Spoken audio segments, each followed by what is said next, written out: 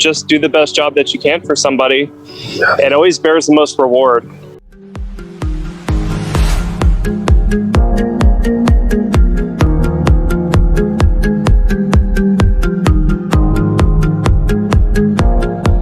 The way that I got started in real estate was really unorthodox. My first experience with anything real estate was when I was a kid. I remember being 10 years old, and I remember my mom crying.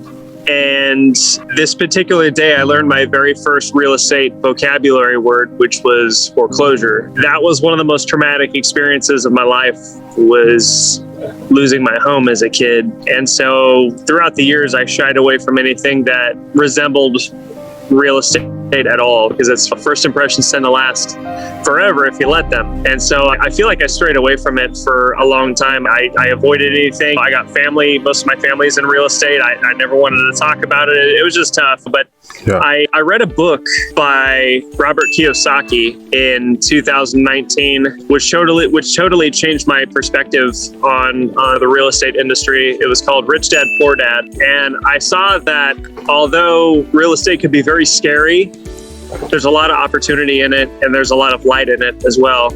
And because I had only experienced darkness, that's all I associated real estate with. So getting into the industry and doing as well as I have, it really helped. It was a big growing experience for me, because not only was I able to make a living off of it, but I was also able to go back and dig up some of those old childhood traumas and put them to rest, that, this is not as scary of an industry as people make it out to be. So that's one of the big things that I try to do for people is I try to calm the storm for them a little bit. So the way that I got started was I attended Global Wide School of Realty, which is the brokerage that I'm at right now, Global Wide Realty.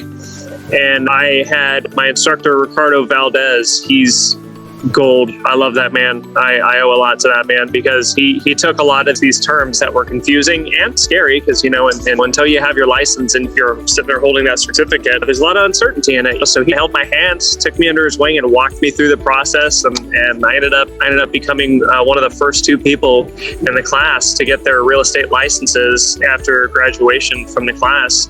Okay, so you're saying you had a mentor that took you under their wing? Yeah, so Global Wide had one of the big hitter agents over at the brokerage, and he was looking for some assistance with his Zillow leads, because he was getting more leads than he could handle. So he showed me how to handle his buyer leads.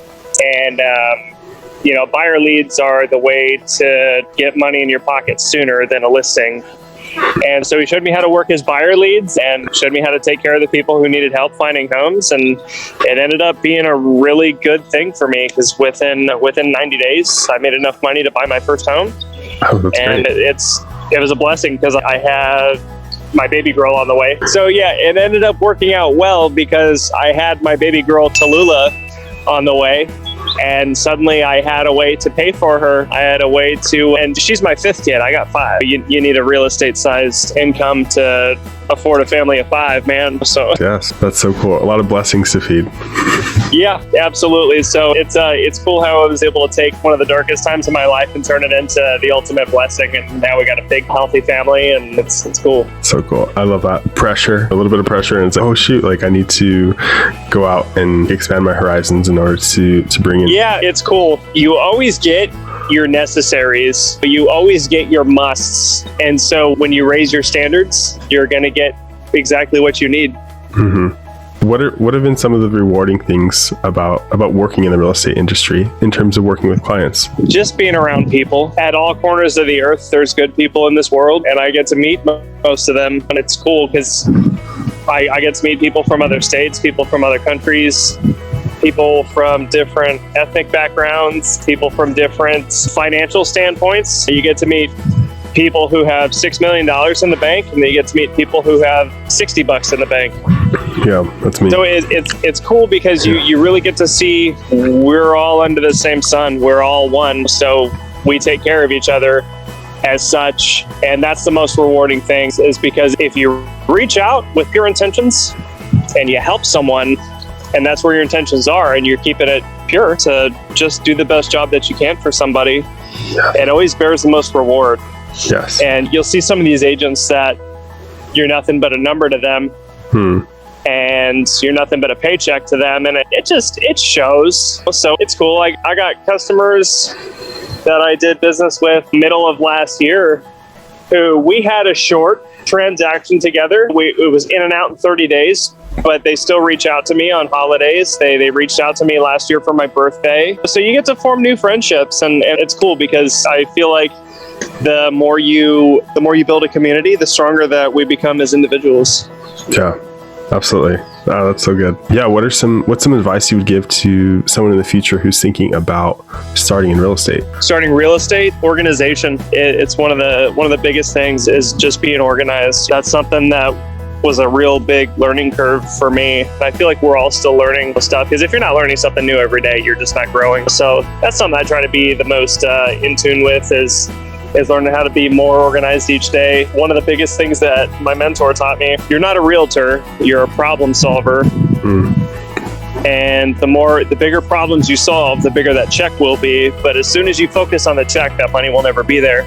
Yep. So as long as you focus on being a problem solver more and being a realtor less, the better you're going to do in real estate. And as long as you're building relationships, those contracts will come. I've had times where it got scary, whereas, okay, that phone hasn't rang in 4 weeks and I got bills to pay. Just stick with your ethics. Just do it the most ethical thing as possible. And that's what really kept me sane in those times. Because even in this crazy market, not every agent is doing well. And so for especially the newer agents who are figuring stuff out, how to stand on their own 2 feet in the industry, even though the market's hot right now, not everyone's going to do well at it. There's certain things that you have to do in order to do well.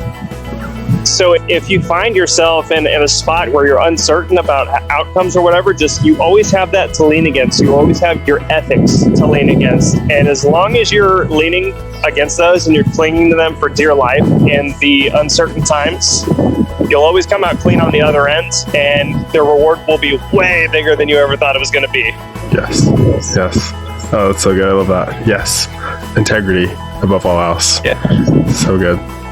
Cool, Chris. Thanks for sharing your story and how you got started in real estate. Yeah, not a problem, man. What's up, guys? Chris the Ocala Realtor here. Thank you so much for watching. If you enjoyed this video, check out the next one. And don't forget to subscribe.